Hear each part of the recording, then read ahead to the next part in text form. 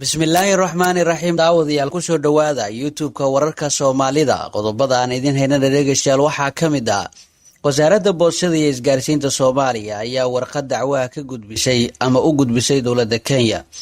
wasaaradda boostada isgaarsiinta iyo tiknolojiyadda xukuumadda soomaaliya ayaa cambaaraysay burburinta soo noqnoqotay ee loo geysanayo xarumaha shirkadda isgaarsiinta dalka soomaaliya, taasi oo ugu dambeysay xarun shalay la burburiyey oo ku talay jubbada hoose. ciidamo kenyaan oo kasoo gudbay xadka aan la wadaagna ayaa markii sideedaad burburiyey xarumo ay leedahay shirkadda isgaarsiinta hormuud, kuwaas oo geystay khasaarooyin isugu jira naf iyo maal, iyagoo islamarkaana saameyn ku yeeshay nolosha 10,000 kun oo ku nool gobolada Gedo iyo Jubbada Hoose.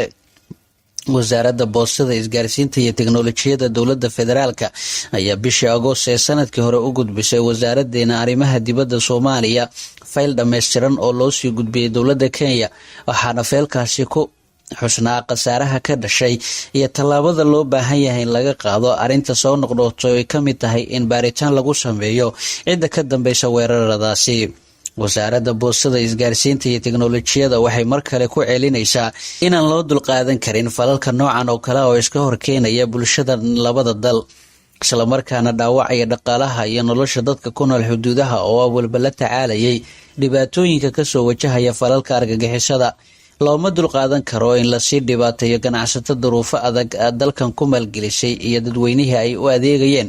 waxaana rajaynaynaa in arrimahani ay ku dhammaadaan sida ugu dhaqsiyaha badan iyadoo loo marayo dariiqa diblomaasiyadeed, ayuu yiri wasiirka boostada iyo isgaarsiinta xukuumadda federaalk Soomaaliya mudane injineer Cabdi Canshuur Xasan. dhanka kalena madaxdii hore mucaaradka iyo maamul goboleedyada ayaa lagu wadaa inay ka qayb galaan caleemasaarka madaxweynaha cusub ee Puntland. munaasabadda caleemasaarka madaxweynaha cusub ee Puntland waxaa isku arki doonaan wejiyo kala duwan oo isugu jira madaxdii hore, madaxda hadda, mucaaradka iyo maamul goboleedyada, kuwaas oo xilligan u dhexeeya kala aragti duwanaansho siyaasadeed. warar lagu kalsoonaan kara ayaa sheegaya in munaasabadda caleemasaarka madaxweynaha Puntland Siciid Cabdilaahi Dani lagu casuumay madaxweynihii hore ee Soomaaliya sida Xasan Sheekh Maxamuud, Sheekh Shariif Sheekh Axmed, hogaamiyaasha mucaaradka ee xisbiga wadajir Cabdiraxmaan Cabdishakuur. madaxdan la casuumay ayaa hogaamiye ka ah xisbi siyaasadeed oo han ugu jira xilalka ugu sareeya dalka, kuwaas oo maalmaha soo socda tagi doona magaalada Garowe. ilo wareedyo kala duwan ayaa u xaqiijiyey warbaahinta munaasabadda caleemasaarka la qorsheeyay inay dhacdo 26 bishan Janaayo oo ku beegan Sabtida soo socota.